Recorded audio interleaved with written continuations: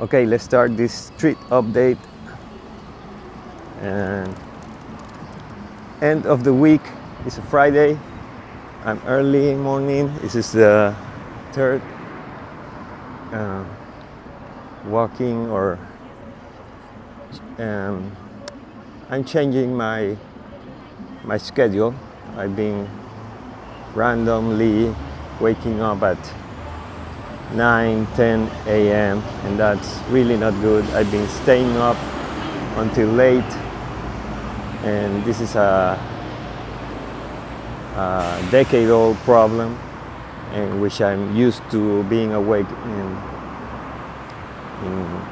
after midnight for long hours, fighting against the sleep, and up to a point that I feel my nerves wanting to go to sleep, and I'm just fighting with them, doing bullshit because I didn't do bullshit during the day. So that's the procrastination guilt that makes me stay up at night, probably doing nothing or probably doing something I had to do many hours or days before. So that's the update on my lifestyle. I've been changing these 3 days since. I'm also taking ADHD adult medication, and I really don't feel any difference, but it's good that I'm changing also my schedule, so I will follow with that.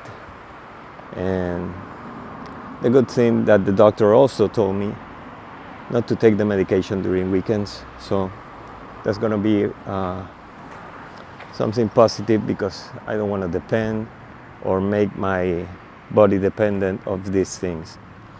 So it's getting crowded in the streets. I'm walking the dog and I'm just walking around a parking space because the city park is closed today at this time for some reason. So Peggy's walking around the parking lot and the cars are in the traffic lights and all that, so I hope it's quiet. And I want to keep updating you or giving you my feedbacks on the QLA methodology I'm following. And just thinking of my mind, something to talk about you guys, like what system or methodology can put you immediately, almost immediately, in contact and in direct one-to-one conversations with ex-presidential candidates. Well, I never thought I would be doing that, and I did for some random situation. That was something I was looking for since the start, or not random, because Mr. Peña always said to look for ministries, head of states, and these high-profile public figures in government. So I did that, but if I made a list, most of them have issues with the law or government or tribunal cases and judges and all that. So that list became really short, really fast. But it was expanded when I started interviewing law firms and eventually more options. And although some of them were not presidential figures, they were candidates. So that's something interesting that I got to take or experience in one-on-one conversations with these persons. And one of them is I will want to say is on my board, but at least because he's now a ministry of state, I doubt he's on my board. So the option is that I can handle this in a way that I could fix that his family or his economic group could still be someone on my board.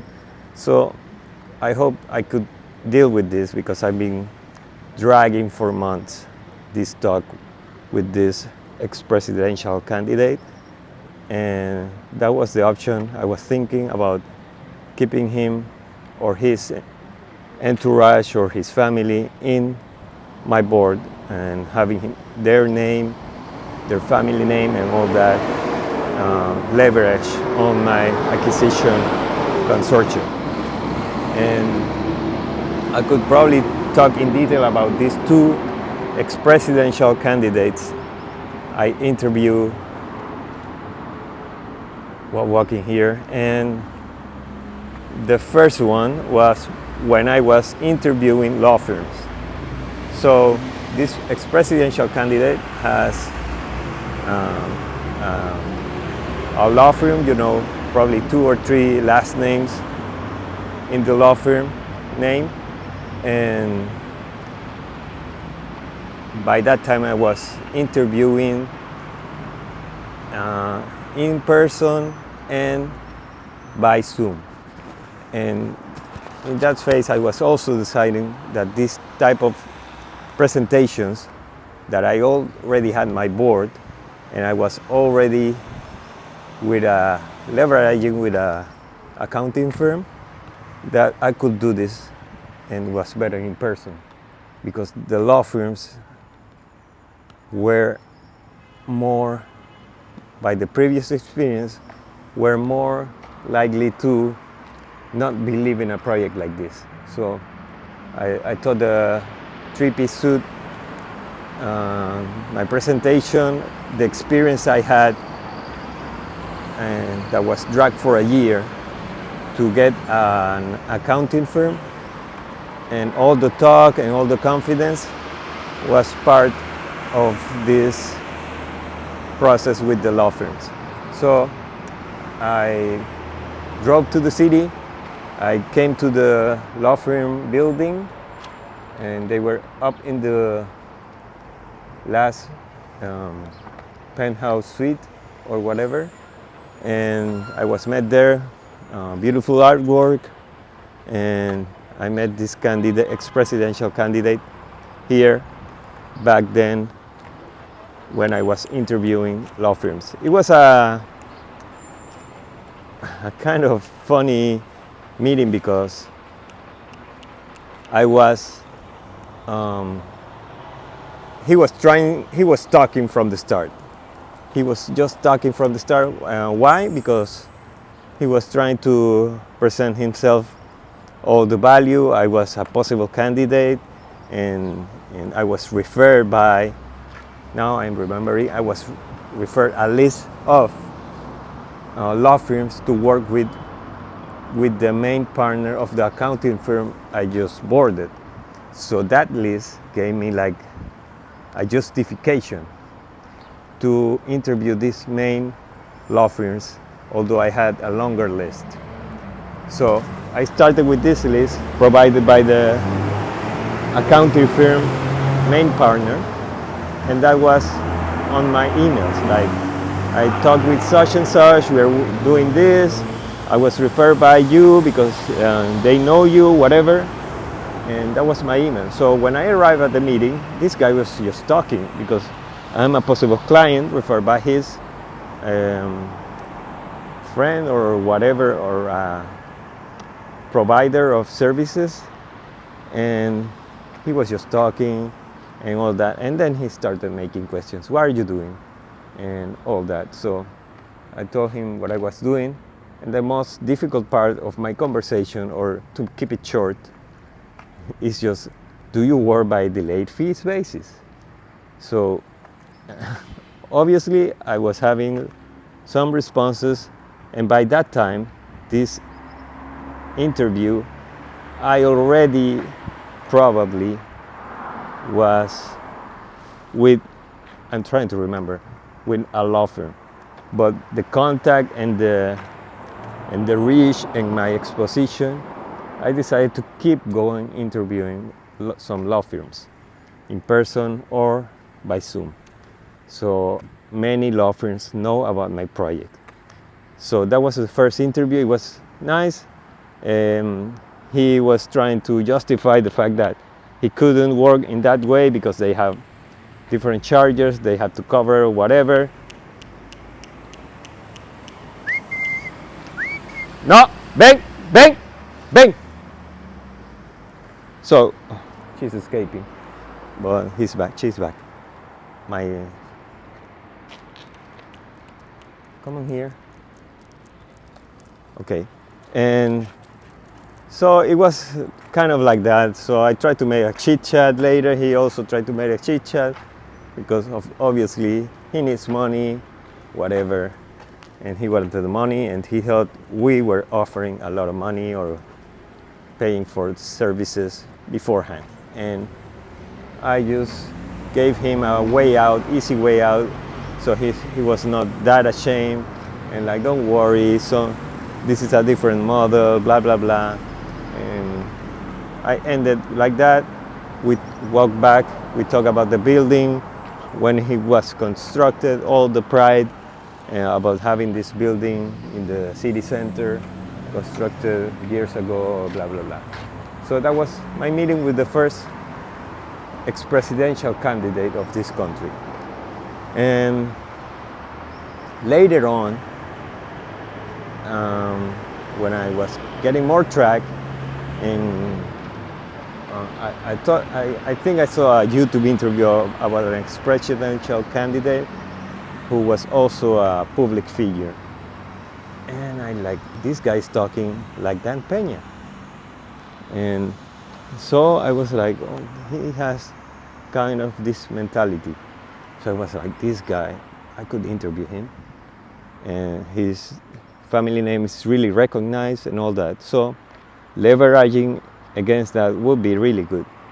So I start finding his contact through some family members, politicians or whatever, and got it. I got a instant messaging exchange I had to deal with, and we managed, I think we changed to a more private instant messaging system, and that was kind of justified, I guess, because it's more secure. So we set up a meeting. We had a conversation. I don't recall if it was a video or a call, and he was like, okay, let's meet. So the first conversation was good because I was congratulating him about the interview and being on social networks, exposing himself again, and then we set up a meeting, and we met at a hotel lobby, and I was back then in the city already, like mainly, not so much at the beach. So I updated him about all the struggles. For some reason I was like bringing my shit to him at some point in the conversation, because the dealing of shit with my family and the decisions I'm making and all that. So that was a down moment in the exchange, but I was with my three-piece suit. I arrived early, he arrived late, and we sat at a table in a practically empty restaurant on a hotel lobby, and it was like a 40-minute exchange in total. And I talked about what am I doing, what this is like, and the mentality we need to have to do this. And he was like amazed. I was even like reaching out to him. I think he was like more like trying to see why some random guy is looking for him and what he could offer, because I probably made like the $50 million deals, total consolidation value or whatever bullshit I copy on the email or text. so that I was offering him a position, and we were doing this and that on these industries. So he was probably like wondering what it was all like. So the opportunity sounded big, and probably was, and probably we need to sell it as this. And it was a cool exchange that I've been doing this for years, and that's where I was not breaking up, but telling him all the struggles you have to deal with your surroundings, your environment. And he understood it, and he was like, okay, let's keep going. You tell me what business you bring, and let's do this. 3 businesses, bring 3 businesses. And he detailed a plan. He also, during the meeting, told me how he began his political career and his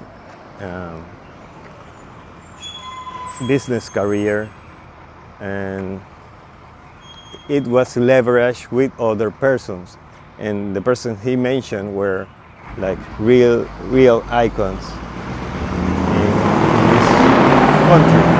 So he was using the system to grow up business-wise and politically.